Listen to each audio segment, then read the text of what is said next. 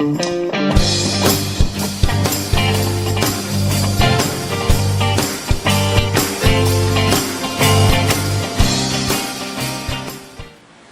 tardes, noches, ¿verdad? ¿Cómo están? Gracias a Dios. Gracias a Dios. No dejen que este aparato es de leña todavía. Sí, sí. Hoy nos toca ver un pasaje de la Escritura. No pertenece a ninguna de las series que estamos viendo, pero es un pasaje muy interesante.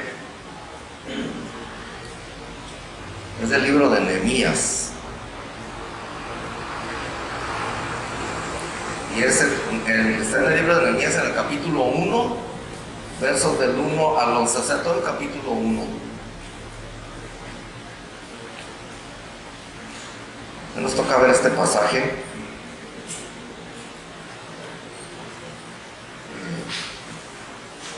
Vamos a orar.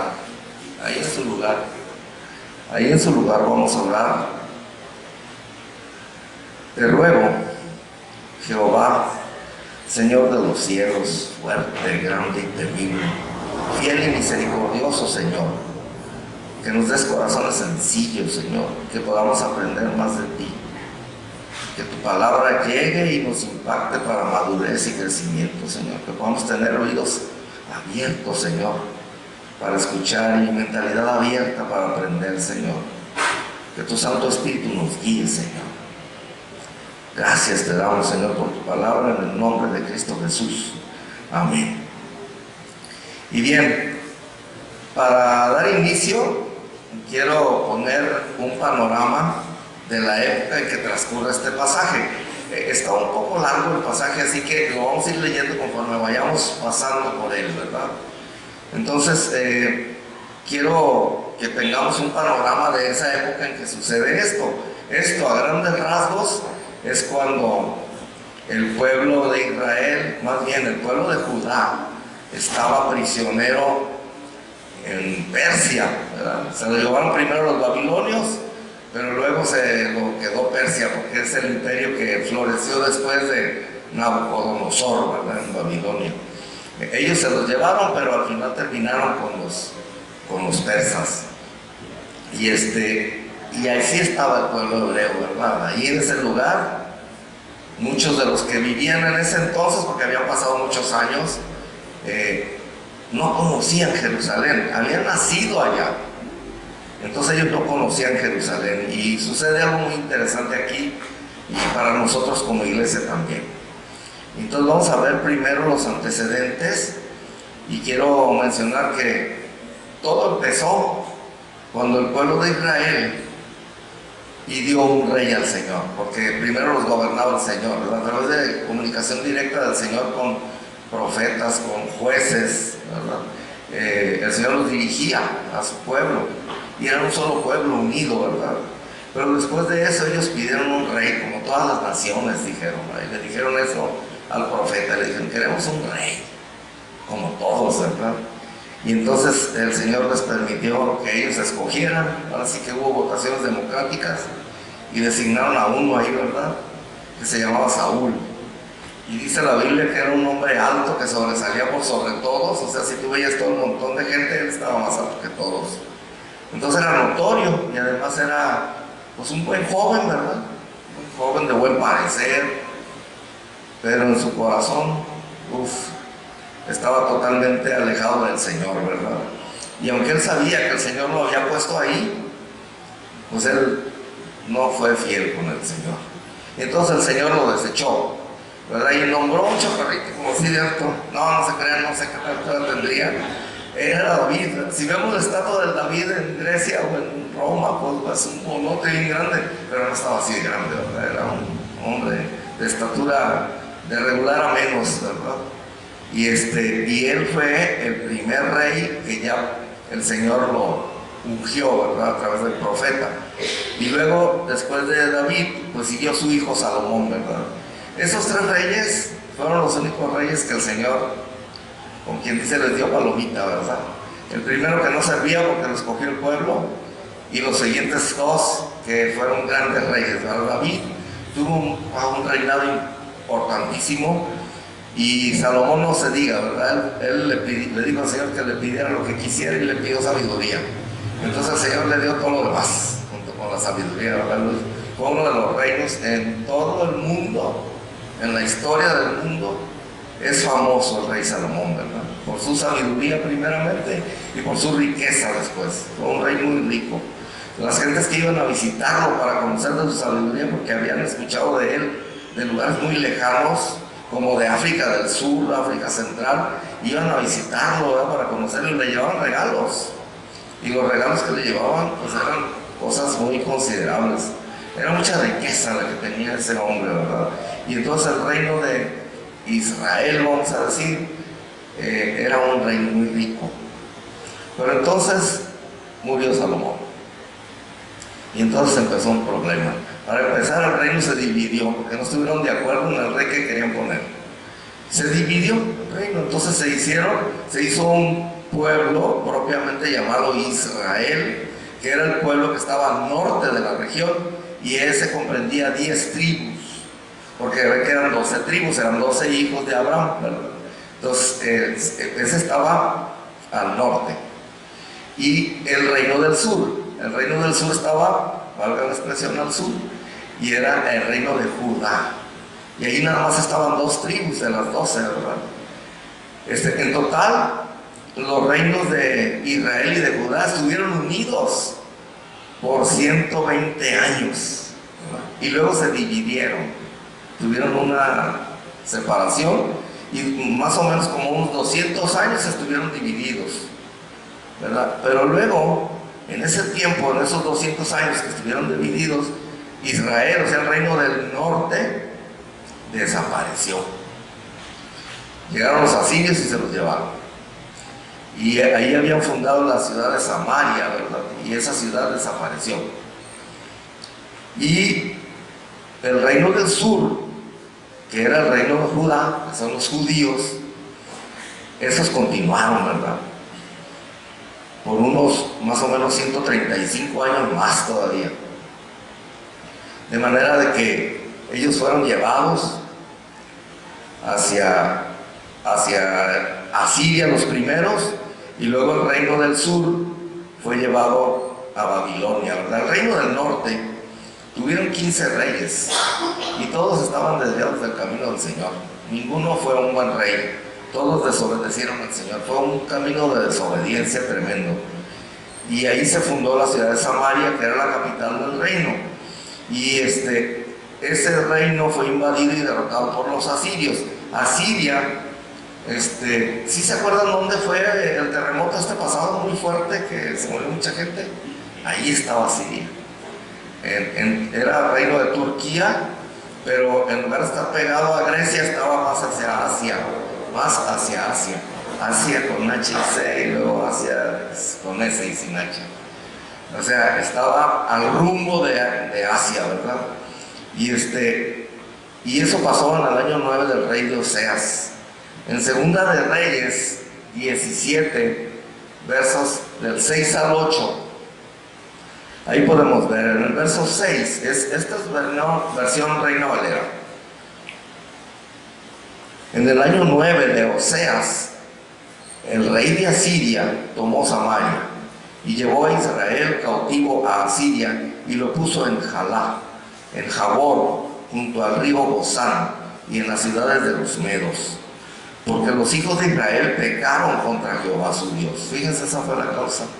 Porque los hijos de Israel pecaron contra Jehová su Dios, que los sacó de tierra de Egipto, debajo la mano de Faraón, rey de Egipto, y temieron a dioses ajenos, y anduvieron en los estatutos de las naciones que Jehová había lanzado de delante de los hijos de Israel, y en los estatutos que hicieron los reyes de Israel. La última ciudad en caer fue Samaria, y eso sucedió en tiempos, más o menos los profetas que estaban en esos tiempos viviendo eran Elías, Eliseo, Jonás, Amós y Oseas. En ese tiempo estaban ellos dando palabra del Señor, ¿verdad? El reino del sur, que nada más tenía 2 tribus, También fue invadido y derrotado por el rey de Babilonia. Babilonia es la actual Irak. Irak está entre los ríos Tigris y Éufrates, o sea, está hacia el sur. Ahí está Irak. Y ese reino después fue dominado por los persas, que vivían un poquito más allá, hacia la India, que es el actual Irán, ¿verdad? El reino del sur fue tomado prisionero 135 años después de la deportación del reino del norte, en el año 19 de Nabucodonosor, en el año 11 de Sedequías, rey de Judá. Y vamos a Segunda de Reyes 25, versos 8 al 10.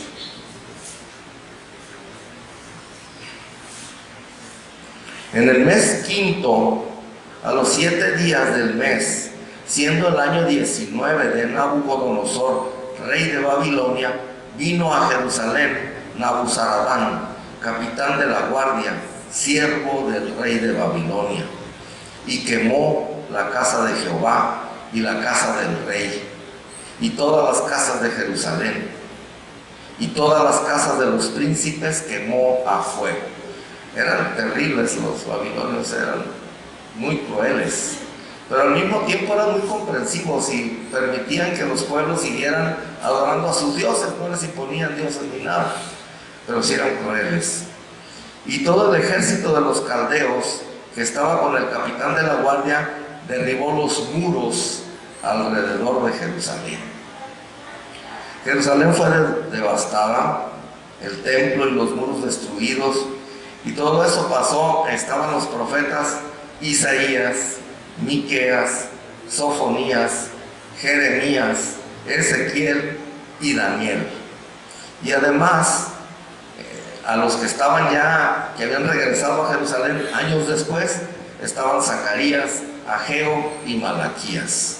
Y ellos profetizaron a los refugiados que regresaron de Babilonia, porque pasó algo muy importante, muy interesante. Asiria siguió igual. El pueblo de Israel perdió sus raíces. Ya no, antes sabían de qué pueblo venían, de qué apellido tenían, entonces ya no saben. En ese entonces ya no sabían, ¿verdad?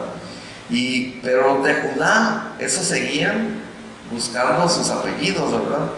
Y fueron, no sé si se acuerdan del libro de Daniel, cómo dice que se los llevaron, y que se llevaron a 4 de ellos, ¿verdad? Se los llevaron y los trataron de manera especial, como si fueran príncipes. Les daban de comer de la mesa del rey y los educaron en la cultura caldea, ¿verdad? Para ver qué pasaba con ellos, ¿no? Bueno, ellos, los deportados de Judá, todos ya no nada más Daniel, ¿verdad? Es más, yo creo que Daniel ya se había muerto cuando pasó esto. Los deportados de Judá se asentaron en Babilonia y en Persia, en Susa, la capital del reino de Persia.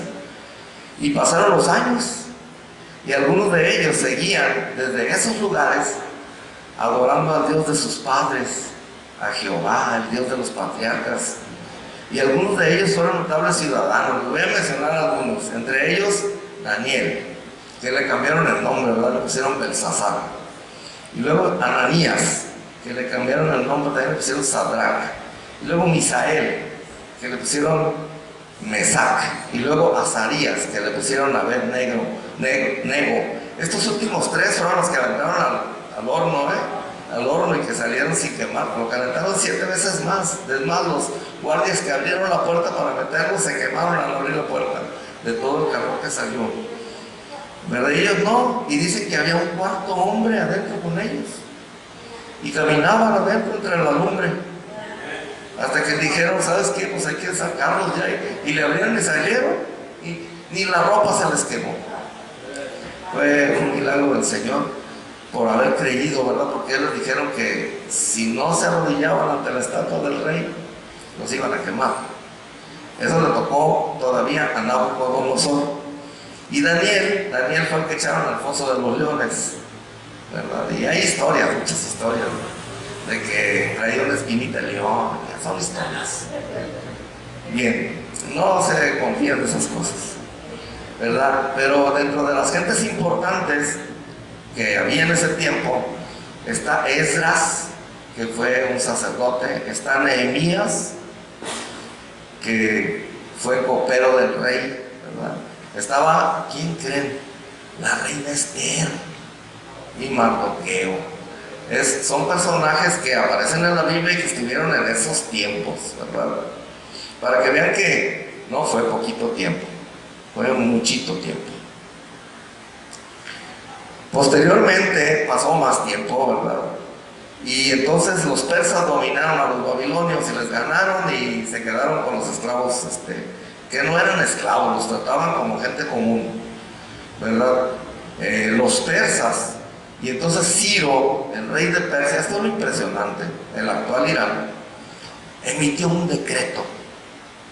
Y se los voy a leer, está en el libro de Esdras, en el capítulo 1, versículos del 1 al 3, porque es muy, muy interesante. Fíjense, un rey gentil, totalmente gentil, ¿verdad?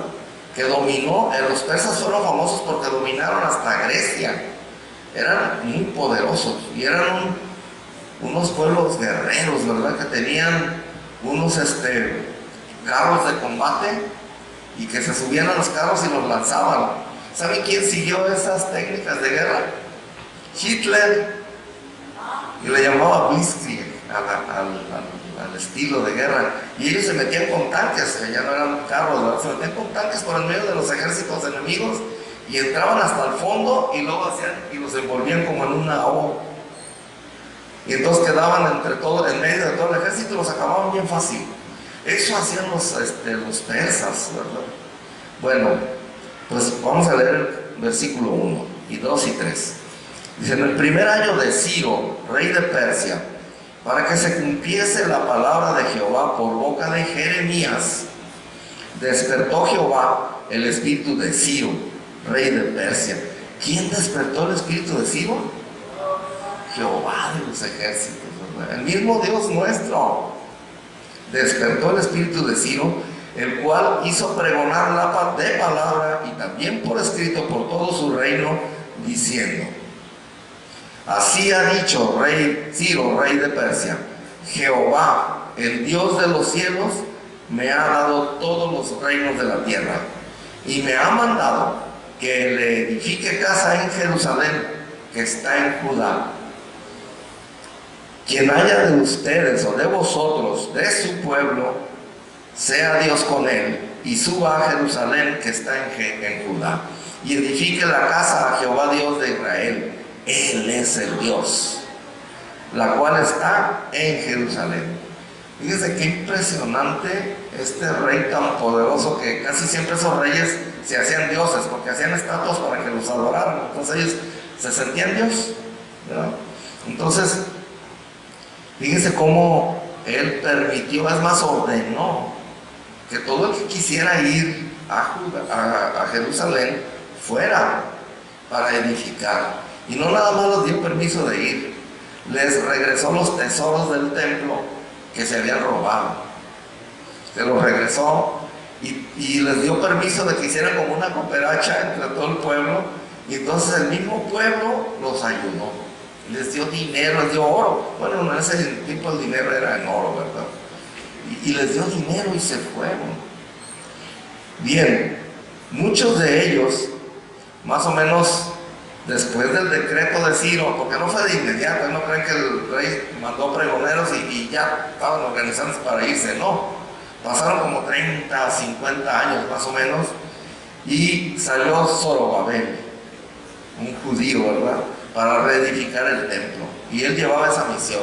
Pero él llegó allá, a Jerusalén, y todos los gobernadores que estaban, porque como todo eso estaba conquistado por los persas, entonces había gobernadores que estaban nombrados por el rey persa, y esos vieron que estos empezaron a reconstruir el templo y dijeron: ¿qué creen estos? Si estos eran bien bárbaros, eran guerrerazazos, si los dejamos que construyan el templo, nos van a acabar. Y entonces fueron y los quitaron de construir el templo.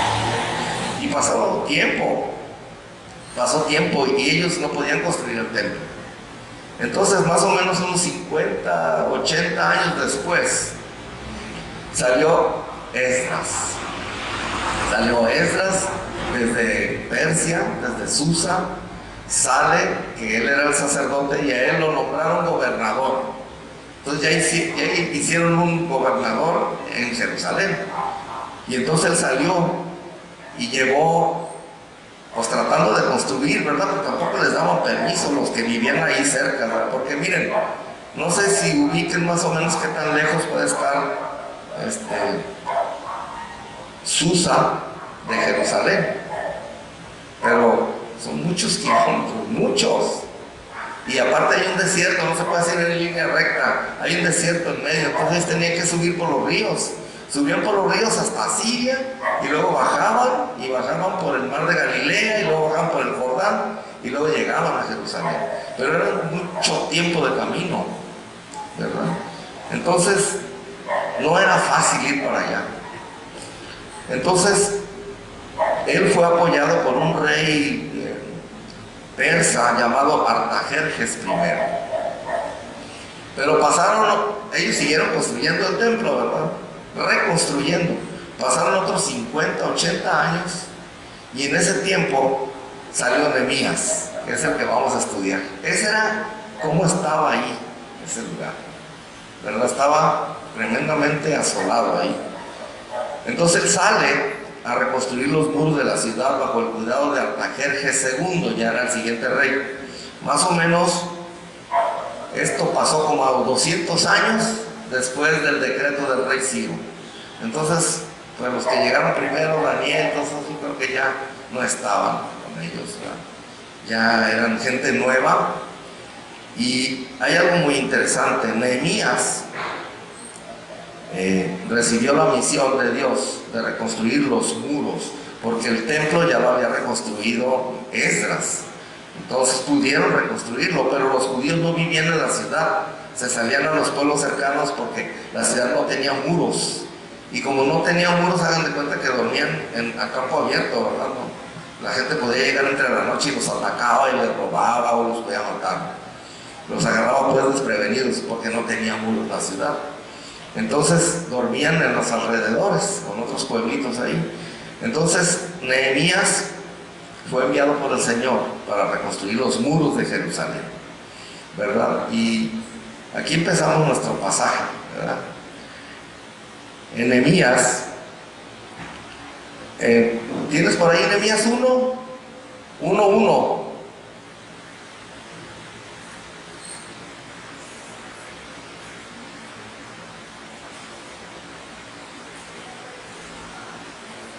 Nehemías 1:1 dice: palabra de Nehemías, hijo de Jacalías. Aconteció en el mes de Quisleu, en el año 20, estando yo en Susa, capital del reino. Susa era la capital del reino persa, ¿verdad? Número 2. Dice que vino Hananí, uno de mis hermanos. Está escribiendo Nehemías, ¿verdad? Y dice que Hananí, uno de sus hermanos, vino con algunos varones de Judá, venían de Jerusalén, y les pregunté por los judíos que habían escapado, que habían quedado de la cautividad, y por Jerusalén. Y en el versículo 3 dice: y me dijeron, eso le dijo Jacalías, ¿verdad? Le dijo el remanente, no Hananí, el remanente, los que quedaron de la cautividad allí en la provincia, están en gran mal y afrenta, y el muro de Jerusalén derribado, y sus puertas quemadas a fuego. Cuando oí estas palabras, dice Nehemías, me senté y lloré, e hice duelo por algunos días, y ayuné y oré delante del Dios de los cielos. Primer punto que hay que observar: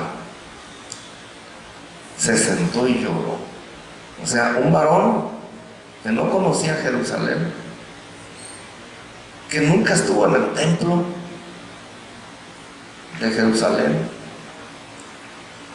que no sabía la gloria más que por oídas del pueblo pasado, las glorias pasadas de ese pueblo, las maravillas, como cantábamos aquí, que hizo el Señor entre ellos como pueblo, ¿verdad? No las conocía. Y él de inmediato tuvo una reacción física muy notoria, ¿no?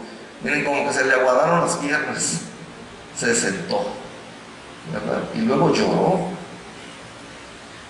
consternado por la gran vergüenza que era contra su pueblo, el pueblo judío. Y bueno, después se entera que es por desobediencia del pueblo que Dios permitió que eso pasara.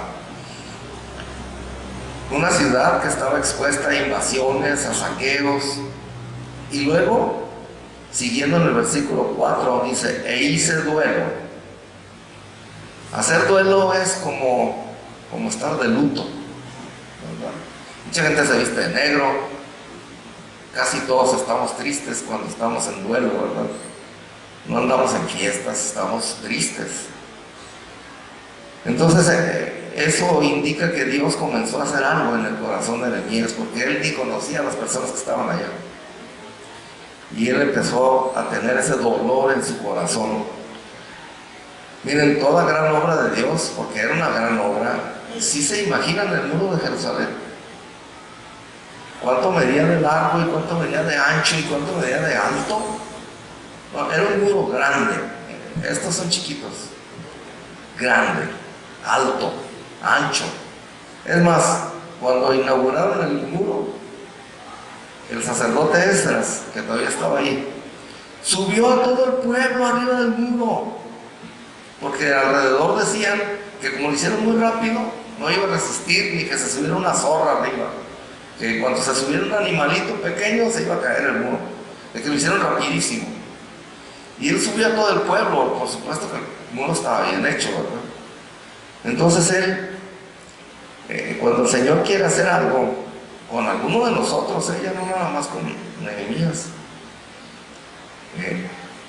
miren, Dios ve la necesidad y Dios conoce la necesidad y Dios plantea y dice: ¿quién podrá ayudarme?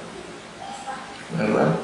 Y ahí es cuando nosotros podemos decirle: heme aquí, Señor, aquí estoy, envíame a mí. A veces nos quedamos callados, ¿verdad? Como a mí me pasó el lunes, cuando el pastor dijo: ¿y a quién lo enviaremos? Y yo dije: heme aquí, Señor, envíame a mí, miren, aquí estoy. Entonces el Señor, cuando ve esa necesidad, empieza a trabajar en el corazón de alguien, ¿verdad? Pero miren, es necesario que también el hombre vea la necesidad que está viendo Dios. Porque si el hombre no ve la necesidad que está viendo Dios y que lo está mandando a eso, pues ¿cómo va a ir a cumplir una orden del Señor si ni siquiera entiende de qué se trata? Por eso por eso Nehemías estaba así. Porque él estaba sintiendo lo que Dios sentía por su pueblo, ¿verdad? Como Dios lo castigó al pueblo, ¿verdad? Porque andaba tras dioses ajenos. Y así como Nehemías, nosotros debemos prepararnos para el trabajo en Dios, porque un día nos va a llamar el Señor. A todos, no hay excepción, porque a todos los hijos los llama. Nos va a llamar. La misión puede ser así cortito, ¿no? Con nuestros hijos primero, con nuestro esposo, con nuestra esposa, ¿verdad? Con nuestros amigos, con los que no conocen a Cristo. Y nosotros decimos: ¿cómo? Si yo soy bien, yo ni sé hablar. Así dijo Moisés: yo ni hablo, Señor, tartamudeo. Y vean la gran misión que le puso, ¿verdad? Entonces Dios empieza así con todos nosotros. Debemos prepararnos. Es necesario que nos salgamos de nuestra comodidad, de que ya sabemos que terminamos de comer, nos levantamos, nos sentamos un ratito, a lo mejor descansamos los pies, a lo mejor vemos un ratito la tele, pero no sé. Y tenemos que dejar eso, porque nos quita el tiempo. Y no que seamos fanáticos, ¿verdad? Porque no es así, sino es que la obra del Señor nos está requiriendo ese tiempo, ¿verdad? Y hay que tomar en cuenta que no va a haber victoria si no hay guerra, porque entonces no sería victoria. Entonces tiene que haber una guerra para que haya victoria. Entonces nos vamos a enfrentar a esa guerra. Va a haber oposición, porque si no hay oposición, ¿cómo se va a notar el triunfo? ¿Verdad? El Señor tenía una gran visión. Pero miren, Si la misión es grande, la meta también debe ser grande. Y los objetivos para alcanzar esa misión deben ser grandes también. Entonces Nehemías, siempre me equivoco, voy a decir Nabucodonosor. Nehemías ayunó y oró. Pero miren, más que meternos en qué ayunó y qué oró y cuántos días, entonces, que de todas maneras lo vamos a ver. Les quiero mencionar lo que no hizo Nehemías. Nehemías no se quejó. Yo, Señor, ¿cómo crees? Si tengo mucho trabajo. Y luego además, mira, los lunes tengo que hacer esto, los martes, los miércoles, los jueves, los viernes. Si acaso tengo tiempo, ni los jueves puedo venir a tu servicio, solamente los domingos. Y al segundo, porque el primero es muy temprano, O sea, así nos ponemos a veces con el Señor. Y Nehemías para nada se quejó, No lloriqueó, lloró en serio con dolor de su corazón. No lloriqueó de ese llanto sin lágrimas, ¿verdad? Sino que no buscó tampoco que alguien más lo hiciera. Señor, mejor llévate a fulano, ese es bien bueno para todo, ¿verdad? Y luego además, ¿qué creen? Pues era copero del rey. O sea, ¿qué sueldo creen que tendría? ¿Estaría bien o estaría mal? Económicamente hablando, estaría bien, pienso yo. Es más, él, pues le tenía que dar la copa al rey. Entonces, como aquí de lejos, ¿verdad? El rey podría decirle: señor rey, oiga, le quiero decir algo. Nomás que no se arriesgaban, porque si hablaban cuando no tenían que hablar, le hablaban a los mujeres y les cortaban la cabeza, más si el rey estaba molesto, ¿verdad? Entonces, a veces no se animaban ni a hablar. Bueno, pues él no hizo ninguna de esas cosas, sino que miren, buscó a Dios. Se puso a orar y buscó el rostro del Señor. No buscó sus manos, buscó el rostro del Señor. De 10 veces que nosotros buscamos al Señor, ¿cuántas veces buscamos sus manos? O sea, que nos haga un milagro. Muchas veces. ¿Y cuántas veces buscamos su rostro para conocerlo mejor? Bueno, y son menos veces. Él buscó el rostro del Señor. Y lo buscó porque ayunó. O sea, eso quiere decir que lo buscó con intensidad, con mucha pasión, al Dios de los cielos, a Jehová, al gran yo soy, el único Dios verdadero. Y dijo Ciro, ¿verdad? El Dios, Él es el Dios. Él buscó a ese Dios, el Dios de Abraham, de Isaac y de Jacob. Miren, si usted se pone a orar por algo para ver si el Señor de verdad nos está mandando a usted algo,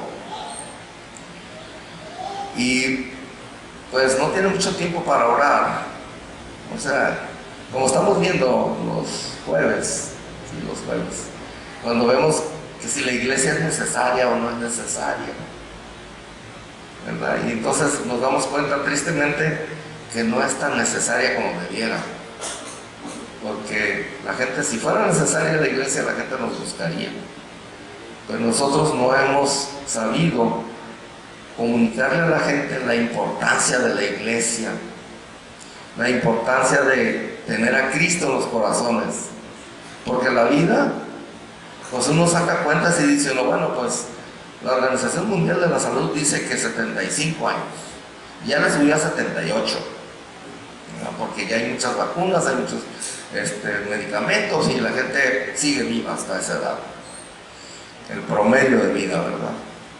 Pero hay jóvenes que se mueren, se acaba de morir uno, ¿verdad? De 18, 22 o no sé cuántos tenía, un cantante por ahí. ¿De cuántos? De 17 años. 27, le quité 10. Bueno, pues ya no importa si se los quito, se los pongo a la pobrecilla y ya se murió. Pero ¿estaría preparado? Pregunto yo.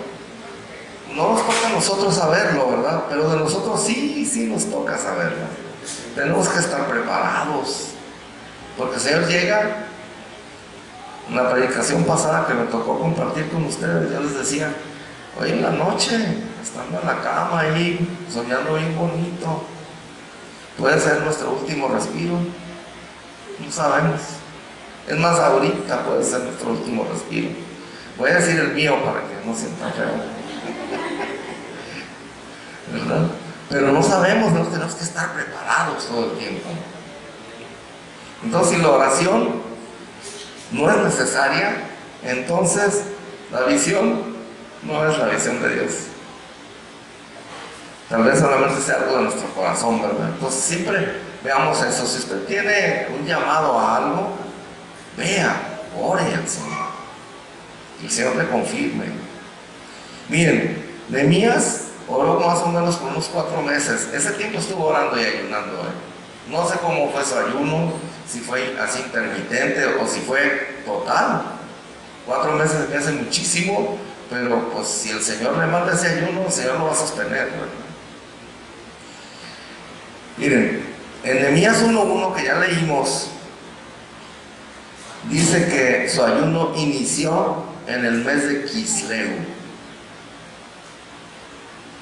Palabras de Nehemías, hijo de Jacalías. Aconteció en el mes de Quisleu, en el año 20, estando yo en Susa, capital del reino. ¿Qué mes es Quisleu?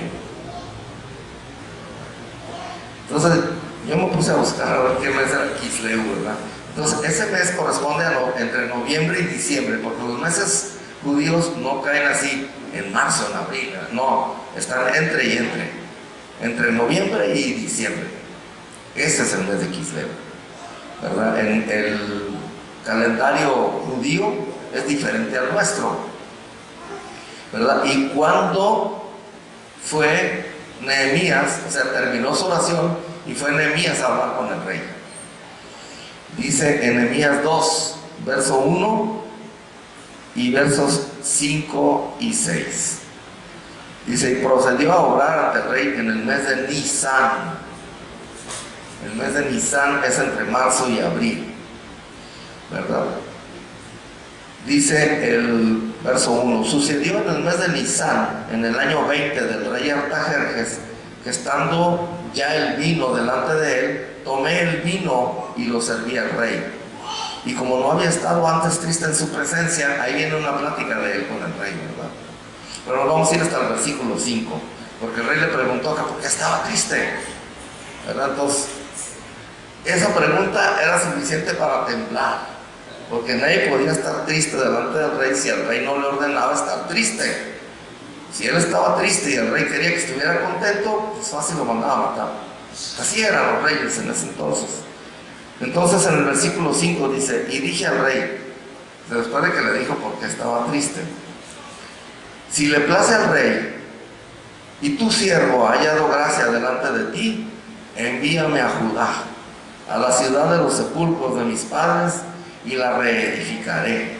Entonces el rey me dijo, y luego hace así entre paréntesis, y la reina estaba sentada junto a él, ¿cuánto durará tu viaje y cuándo volverás? Y agradó al rey enviarme después de que yo le señalé el tiempo. Entonces él oró, miren, Quisleu, y luego sigue Tebet, y luego sigue Sebat, y luego sigue Adar, y luego sigue Nisan. O sea que de aquí a aquí hay 4 meses. Él oró 4 meses. Y si vemos en Nehemías 6:15, dice, fue terminado pues el muro, o sea, ya lo terminó de reconstruir, el 25 del mes de Elul. Y lo dice ahí, ¿cuántos días dice? Duró 52 días en levantar un muro de esas dimensiones.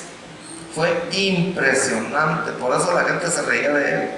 Porque decían, ay, en 52 días hizo un muro así de grande, se va a caer, ¿verdad? O sea, oró 4 meses y su meta duró en cumplirla 52 días, o sea, menos de 2 meses. Híjole, a mí me dice una cosa muy clara: cuando Dios te pone algo en tu camino, tienes que orar. Y a veces no esperas que inmediatamente sea, sino que tienes que orar un tiempo para que puedas iniciar esa obra que Dios te ha mandado. Y ahora vamos a ver, para terminar, la oración de Nehemías.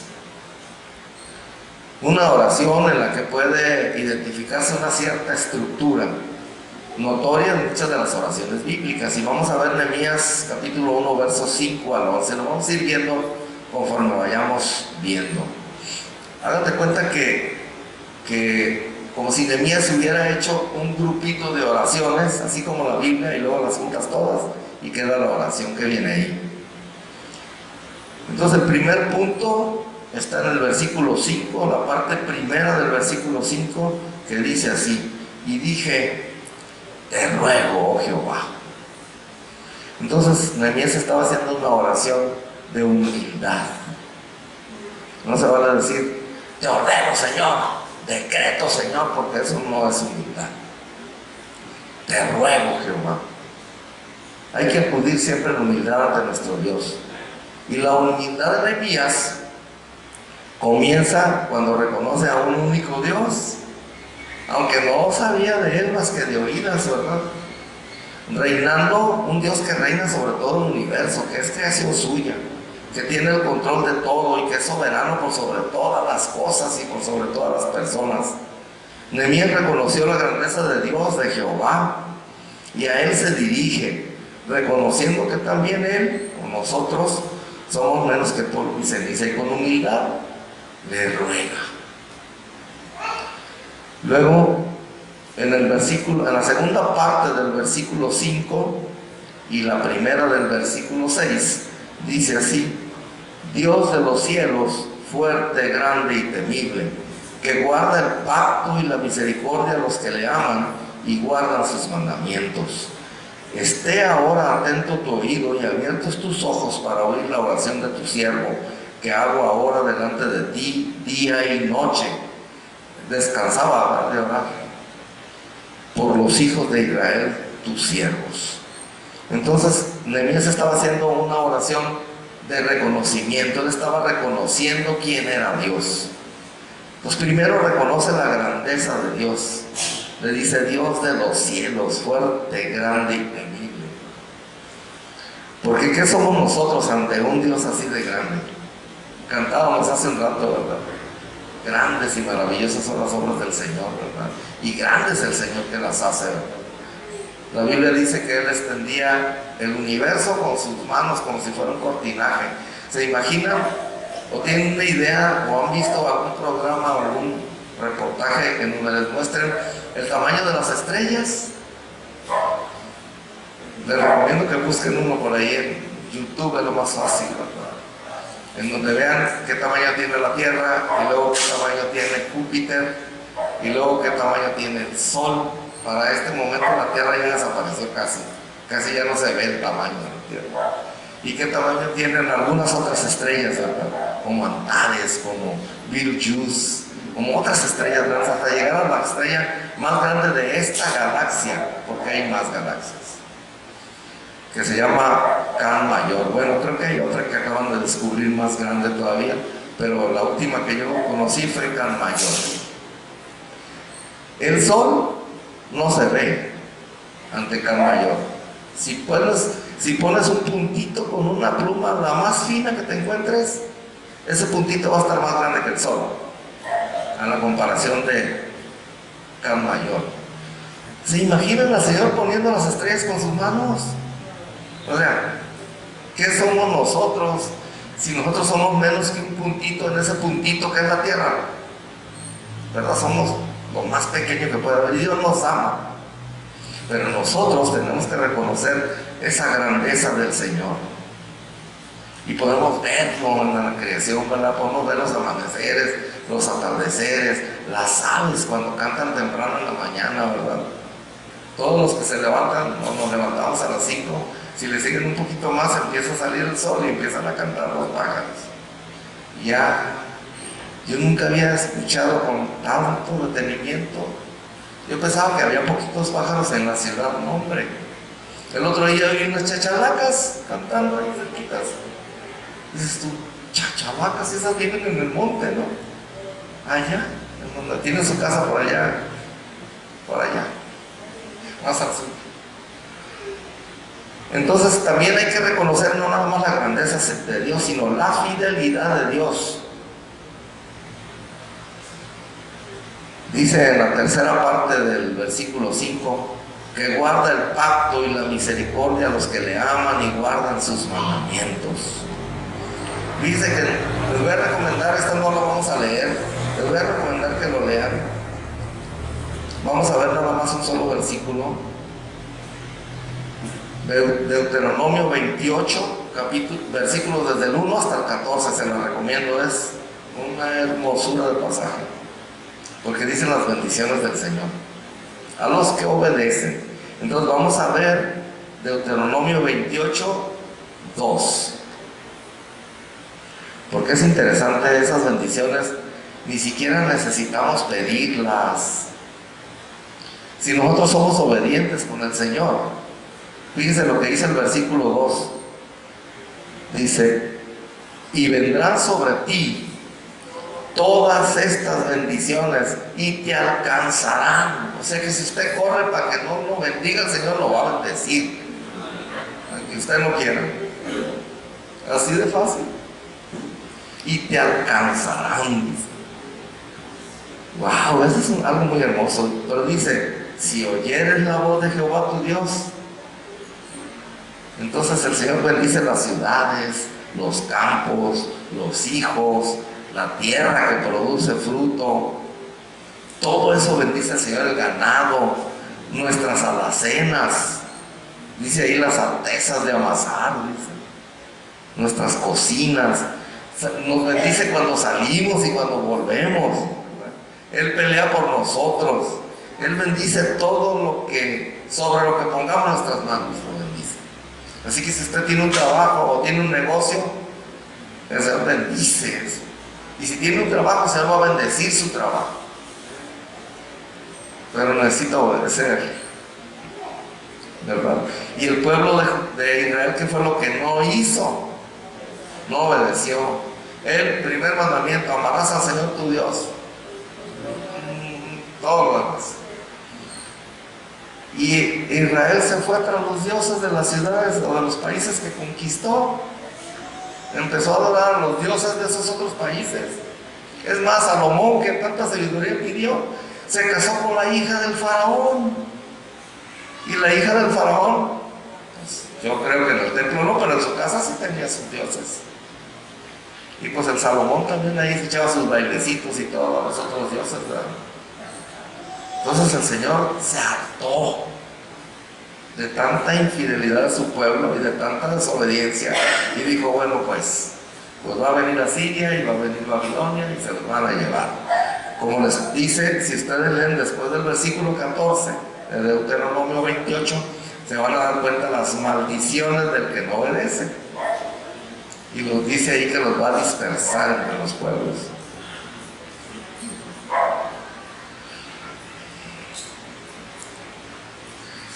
Entonces Él va a bendecir todo y nos van a alcanzar, nos va a abrir las ventanas de los cielos y va a derramar sobre nosotros esas bendiciones. Esa es la fidelidad del Señor, hay que reconocerla, ¿verdad? Y también tenemos que reconocer las promesas de Dios. En la parte A del versículo 6 ya dice, esté ahora atento tu oído, abiertos tus ojos para oír la oración de tu siervo. Y vamos a 2 de Crónicas 7, 14. Es un pasaje que todos conocemos, no es que nos da trabajo, a mí me da trabajo aprenderme la cita. 2 de Crónicas 7, 14, ya no se me va a olvidar. Dice, si se humillare mi pueblo, sobre el cual mi nombre es invocado, y oraren, y buscaren mi rostro, y se convirtieran de sus malos caminos, entonces yo oiré desde los cielos, y perdonaré sus pecados, y sanaré su tierra. Gloria a Dios. ¿Quién dice amén? Eso. Así que cuando venimos humildemente delante de nuestro Dios y oramos y buscamos su rostro, no nada más las manos, y nos convertimos de nuestros malos caminos, entonces Él va a oír nuestro clamor. No tenga ninguna duda. Usted ore por su familia, ore por sus hijos, ore por sus nietos si ya tienen nietos, ore por sus familiares, ore por todos ellos, ore por la iglesia, ¿verdad? Porque el Señor lo va a escuchar, pero tiene que obedecer.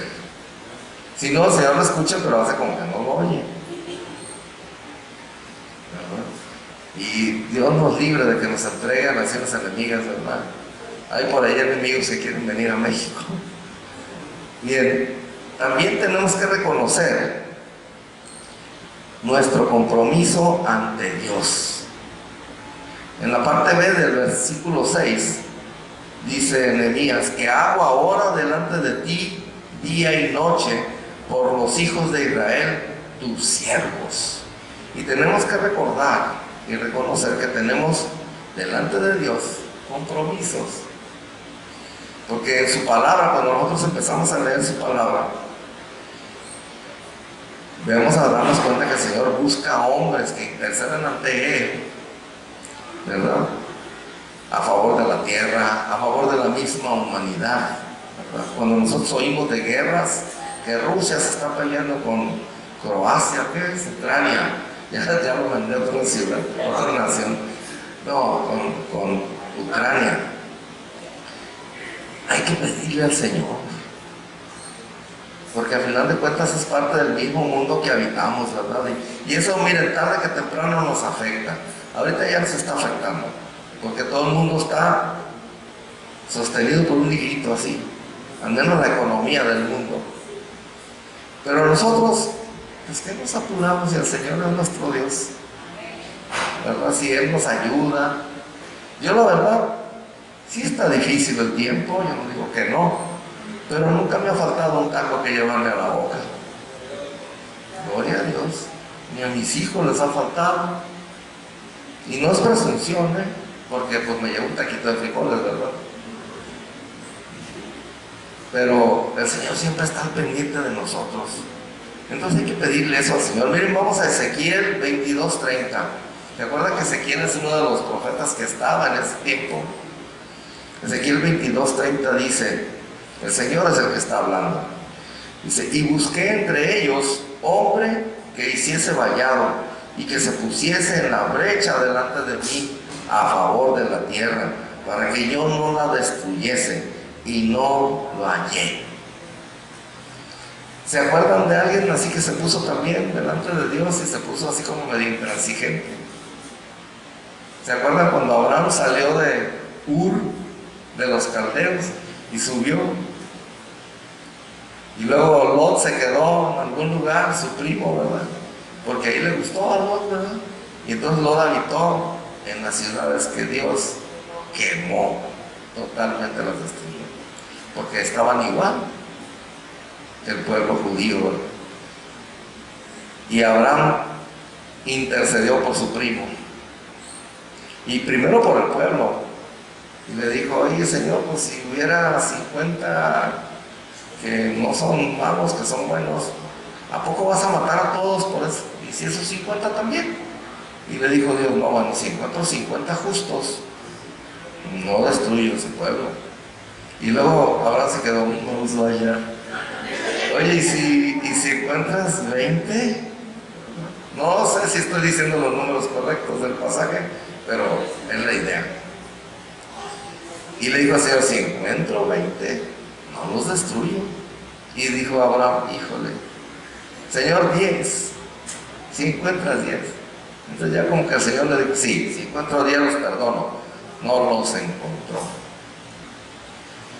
Y entonces le dio permiso a Lot para que saliera del pueblo. Mandó ángeles y el pueblo los quiso violar. Bueno, fue toda una historia, ¿verdad?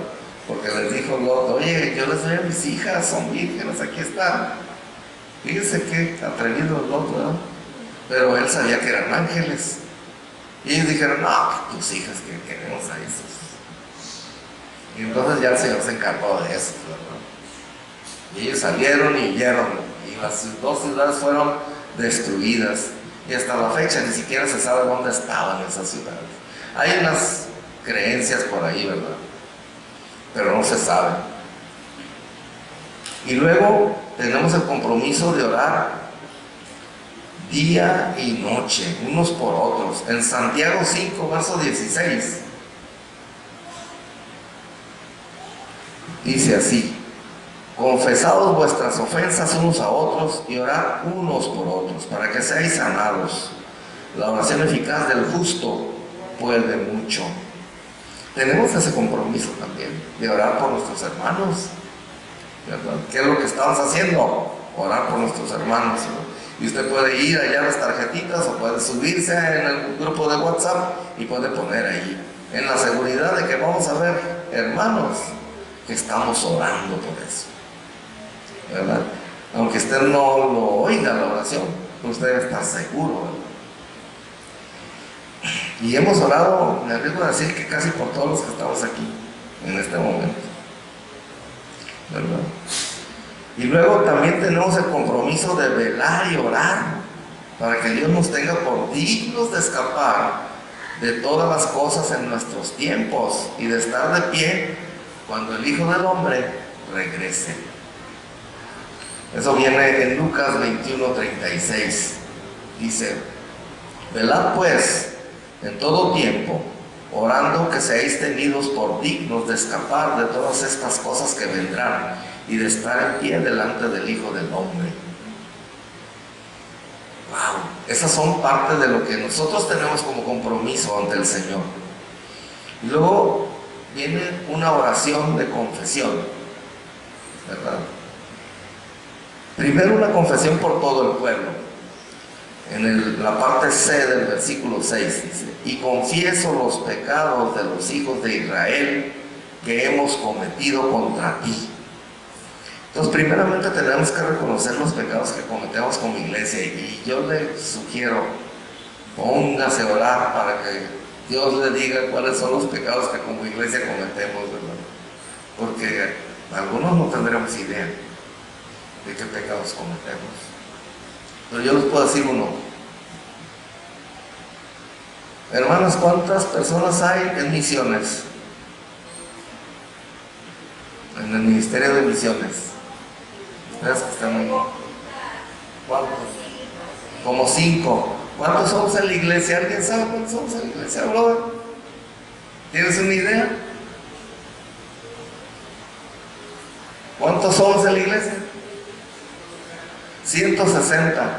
¿Y cuántos dijo, hermano? Es un pecado de la iglesia. El Señor no dijo: vayan y compartan el evangelio a toda criatura. Y no dijo: hey, solamente 5 de la iglesia vayan a compartir el evangelio. Y yo les voy a decir quiénes, ¿eh? No, todos. Y miren, si no se anima a hablar, hable con sus obras, con su vida, que su vida dé testimonio de que usted es hijo de Dios o hija de Dios, y que todos ellos puedan ver. No, yo en mi casa hemos tenido un grande gozo, porque ya unos vecinos nuestros se convirtieron al Señor. Y así fueron, nos dijeron: oigan, ¿y ustedes por qué no se pelean sus hijos? ¿Y ustedes se pelean? ¿Cómo le hacen? Yo digo: venga. Y nos sentamos ahí en la mesa del comedor y puro platicar. Y dije: ay, Señor, que no me pregunten de los santos, porque ¿qué les voy a decir? Pues sí, ¿no? Y después de como unas 7 reuniones,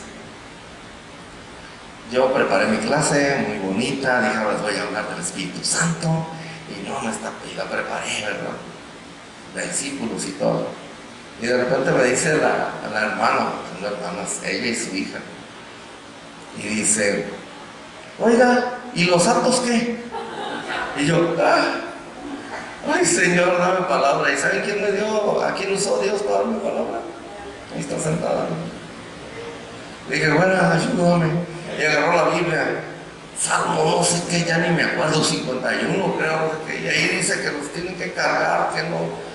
Y entonces quedó, y después de como unas 4 o 5 lecturas, así bien concluyentes, dice: ya entendí.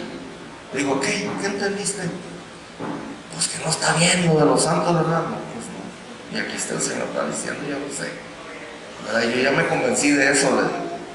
Y yo creo que es hasta ofensivo Bueno, yo no sé, a lo mejor, no sé si se dan cuenta o no, pero a lo mejor no, ¿verdad? Yo creo que no se dan cuenta. Pablo, Pedro, todos ellos no se dan cuenta. María menos, pobre María. Imagínense. Dicen, si vuelve a nacer, se vuelve a morir en ese ratito. Pobrecita, de encontrar toda la adoración que hay alrededor de ella, ¿verdad? Y que la ponen por sobre su mismo hijo, ¿verdad? Ella fue la primera que reconoció. Bueno, pero punto y aparte, no es una predicación de eso. Y luego tenemos que pedir perdón a nuestro Dios por la iglesia. Mire, si usted, bueno, ya lo vimos, el pastor lo predicó. ¿Usted cree que la iglesia es indispensable en nuestros tiempos? Pero fíjese que no, porque si no aquí estuviera lleno. Pero no es indispensable. Entonces sí hay que orar por la iglesia. Algo no estamos haciendo bien como iglesia. Es bien padre estar aquí juntos y escuchar la palabra y edificarnos y cantar alabanzas al Señor, y la verdad yo estoy feliz. Pero si me quedo aquí, dice por ahí la Biblia, tiene un término que dice ovejas gordas. O sea, yo sería una oveja gorda, nada más estoy, bueno, ya estoy poquito, pero todavía no tanto. De manera de que estamos alimentándonos nosotros y los demás nos valen. Que se van a ir al infierno, que se vayan. No, eso no haría el Señor, ¿verdad? Entonces, tenemos que orar por nosotros también, porque en la parte del versículo 6, Nehemías dice, después de que confiesa los pecados que Israel ha cometido, dice, sí, yo y la casa de mi padre hemos pecado. Entonces tenemos que solicitar perdón por esos pecados que hemos cometido de manera personal. Y esos son para usted, entre usted y Dios, ¿verdad? Y dígale, en verdad dígale los pecados que usted comete, ¿verdad? Sobre todo esos que son como botellita, ¿no? Que estás, y cuando menos piensas, ay Señor, perdóname otra vez, y ay Señor. No es que uno los quiera cometer, pero como que son, híjole, no sé, los traemos ahí. A veces pueden ser feos o no. Bueno, es que para Dios todos los pecados son feos, ¿no? Entonces, pídale al Señor perdón. Por eso, todas las noches que se vaya a acostar, mire, si usted deja de respirar entre la noche, o bueno, si yo dejo de respirar entre la noche, yo antes de acostarme le digo, Señor, perdóname. ¿Qué tal si llega ahí entre la noche? Yo no me quiero arriesgar, ¿verdad? A lo mejor el Señor es buenísimo y me lleva de todas maneras, pero yo no me arriesgo, ¿verdad? No falta que, miren, yo no hay ningún taxista aquí. Gracias a Dios, Señor. Pero yo tengo, así decimos en Colima, tirria. Y estoy dispuesto a pelearme con los taxistas de carro a carro, pero no está bien. Entonces yo canto. Cuando yo siento así porque un taxista se me atraviesa o me pita, o me han echado 5 veces pitan seguiditas, y yo ya sé qué es eso, ¿verdad? Entonces me quedo y digo, ay Señor, y me pongo a cantar, Señor mi Dios, al contemplar los cielos, y la gente aparece, ¿qué trae? Pero no quiero que salgan de mí todas esas cosas que, pues yo le pido perdón a Dios, ¿verdad? Pero de todas maneras, pues es parte que de repente sale de nosotros, ¿verdad? Y eso distorsiona nuestras vidas. La parte A del versículo 7 dice, en extremo nos hemos corrompido contra ti. Nehemías reconociendo, dice, en extremo nos hemos corrompido. Y en extremo no quiere decir que en nuestra visión seamos los peores asesinos, violadores de personas, corruptos, lo que sea. No quiere decir eso, sino quiere decir que gotita con gotita nunca dejamos. Entonces dice, en extremo nos hemos corrompido. Miren, ¿se acuerdan cuando en el pasaje cuando el Señor le lavó los pies a los discípulos? Que Pedro le dijo, no, Señor, ¿tú me vas a lavar los pies a mí? No, yo a ti te los lavo. ¿Cómo crees que tú me vas a lavar los pies a mí? ¿Y qué le dijo al Señor? Mira, de una vez te digo que si no te los lavo no vas a entrar, O sea, haga de cuenta que voltea conmigo el Señor y me dice, yo una vez te digo, Jorge, si no vas a entrar, te tengo que lavar los pies. Y luego Pedro dijo, lávame todo el cuerpo, Señor, no lavas los pies. Y el Señor le dijo, no, espérate, ya te lavé todo. Una vez te lavé todo. Ya nada más te voy a limpiar los pies porque se te ensucian al caminar. Y sí es cierto, uno camina y como ser humano uno se ensucia. Entonces, diario, no se le olvide. Es más, por si entre la noche sueña feo, pídale perdón, se va a despertar. Es que a veces ni sabemos, yo no me acuerdo a veces lo que sueño. ¿Quién sabe qué soñé? Digo, ay Señor, por lo que haya soñado feo, perdóname, Señor. Algo hice malo en el sueño también. O a lo mejor desperté a mi abuela porque ronqué. No, pero no ronco de ahora. El otro día me estuve despierto toda la noche y no ronqué. Nomás para ver si ronqué. Y dije, no, puede ser. Bien, entonces para evitar esa distorsión, tenemos que reconocer esas desviaciones que ya han hecho en nuestra vida, esos pecados. Y como último punto de reconocer, más bien de pedir perdón, violamos la ley de Dios. Miren, son 2 mandamientos base. En esa está resumida toda la ley y los profetas. Amarás al Señor tu Dios con todas tus fuerzas, con todo tu corazón, puntos suspensivos. Y a tu prójimo como a ti mismo. Si nosotros amáramos a nuestro prójimo, nunca tendríamos problemas con nuestro prójimo, pero siempre es darle algo. Y normalmente, miren, si usted tiene familiares que no son cristianos, van a surgir problemas. Porque si usted les dice, no, es que ¿para qué hacer la fiesta el domingo? Yo voy a la iglesia y luego me toca cantar ahí arriba.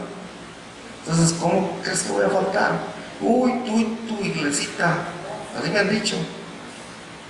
Y uno se queda, ay Señor, ¿qué le contesto? Mándale un rollo, Señor, en este instante. Y ya, Señor, perdón, no tengo que pedir esas cosas, ¿verdad? Pero así es. O sea, uno cae en esas cosas, ¿verdad? Entonces violamos la ley de no guardamos sus mandamientos. Hemos ido contra lo establecido por Dios en su palabra. Y por nuestro esfuerzo jamás vamos a poder cumplir. Así que vayamos al Señor para que Él nos perdone, ¿verdad?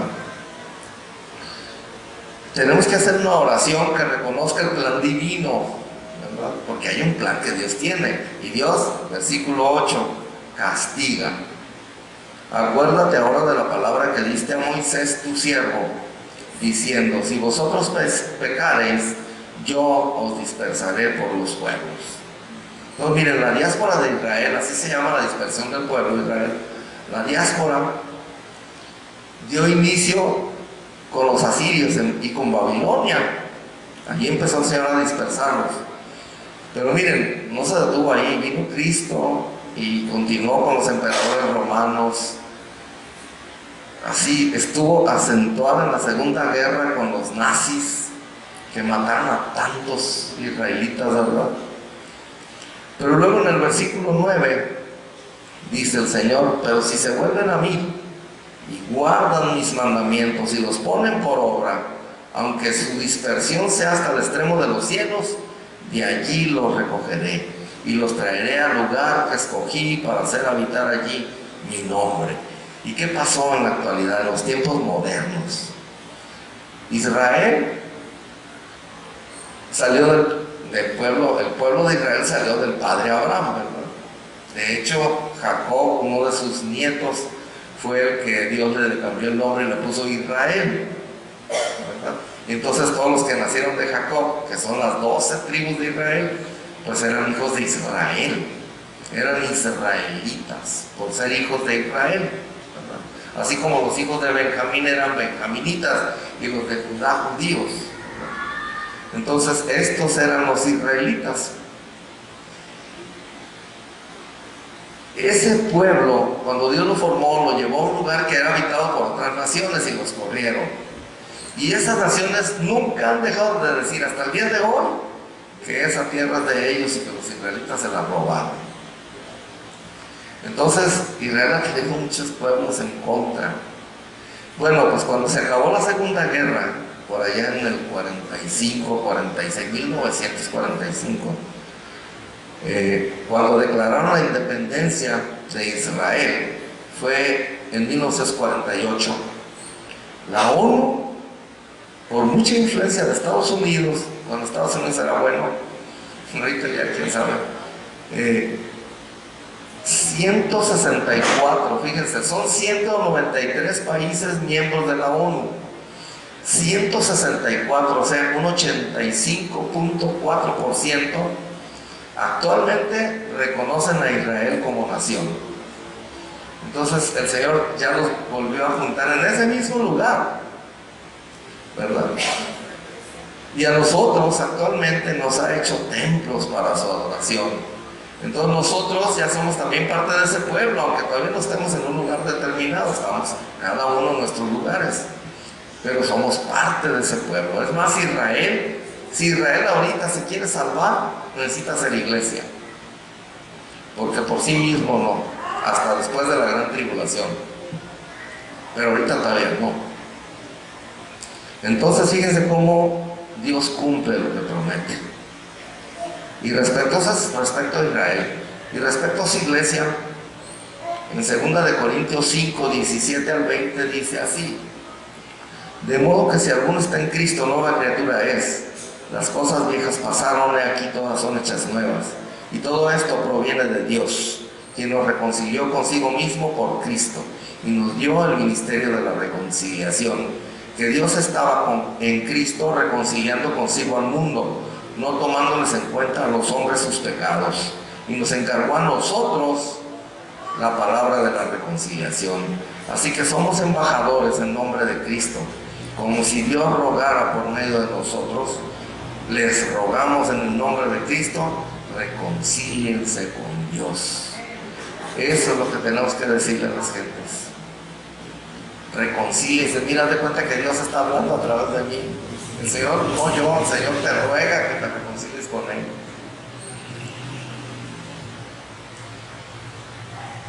Y también tenemos que, o sea, porque Nehemías así lo hizo, una oración en donde expongamos la necesidad. Fíjense hasta aquí ahora vamos a pedirle al Señor.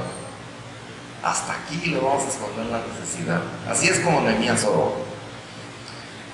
Primero, basada en nuestra relación con Dios. En el versículo 10 dice: ellos pues son tus siervos y tu pueblo, los cuales redimiste con tu gran poder y con tu mano poderosa. Tenemos que exponer las necesidades de nuestros hermanos. Por eso les preguntamos. Miren, algunos pues no nos dicen qué es lo que necesitan, ¿verdad? Y no está mal, porque el Señor sabe qué necesidad tienen. Por lo tanto, si ustedes no la dicen, nosotros también oramos por eso. Que aunque ustedes no dijeron, así hemos dicho en las mañanas, ¿verdad? Y por todo lo que nuestros hermanos no dijeron, pero que también necesitan, te pedimos, Señor, ¿verdad? Te rogamos, como dice o decía Nehemías. Y tenemos que acudir porque Dios hizo promesas para su iglesia. Somos un pueblo adquirido por Dios. Él nos hizo reyes y sacerdotes. Somos su familia. Entonces podemos pedirle al Señor, pero con respeto y reverencia, ¿verdad? Y suplicarle que Él no va a cerrar sus oídos. Y tenemos que basarnos en ese respeto y reverencia.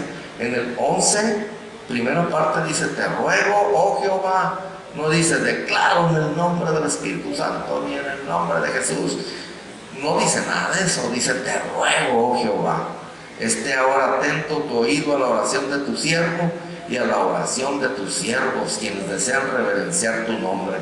O sea, humildemente, porque a todo el corazón contrito y humillado lo va a responderse el Señor, no lo despreciará. Y Él, como dice en el en el Salmo 37, verso 5, creo, dice que Él concederá las peticiones de tu corazón.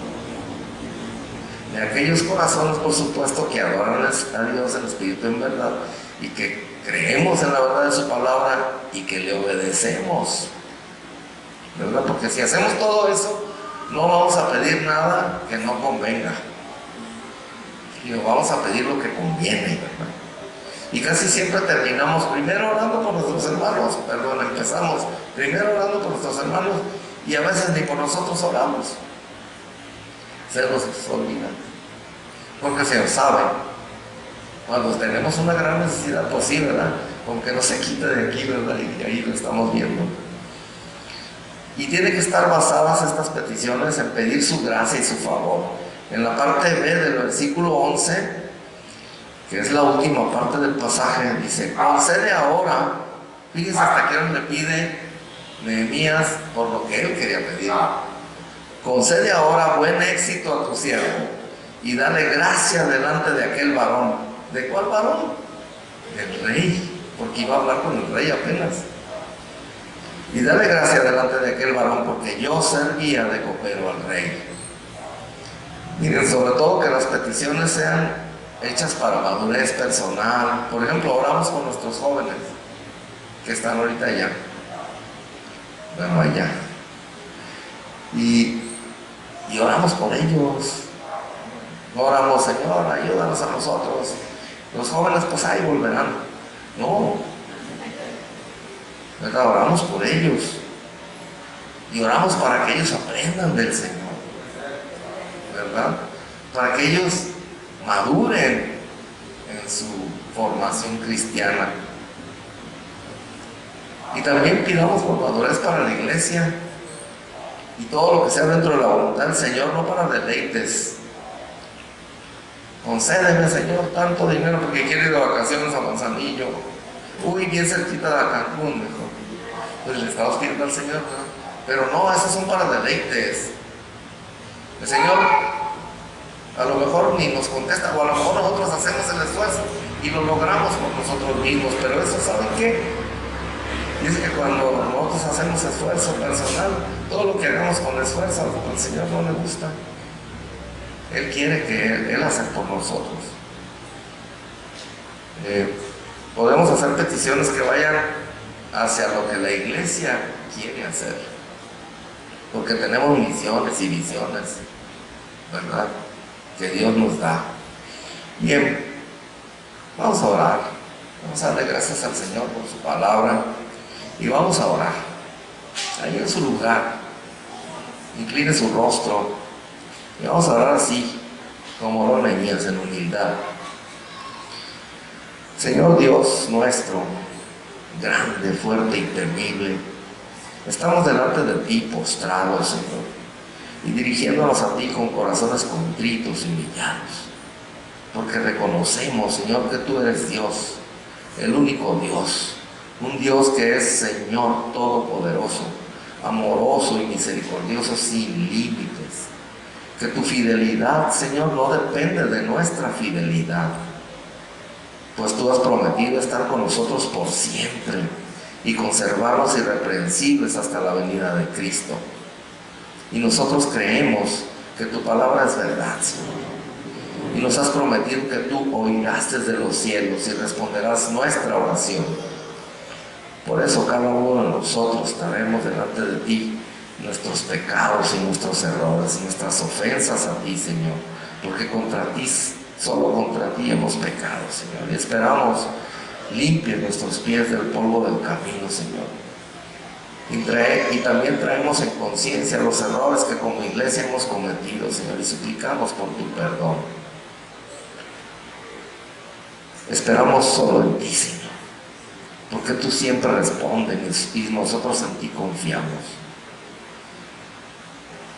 Así que te pedimos, Señor, nos ilumines, Señor, para entender el sentido de tu fiel corazón y para entender lo que tú esperas de nosotros como tus hijos, para que aprendamos que para ti nuestras vidas, nuestros dones y ministerios son un todo inseparable, Señor. Nuestros trabajos, nuestras familias, todo es un todo inseparable, Señor. Te lo pedimos, Señor, que no hagamos esas separaciones que el mundo hace.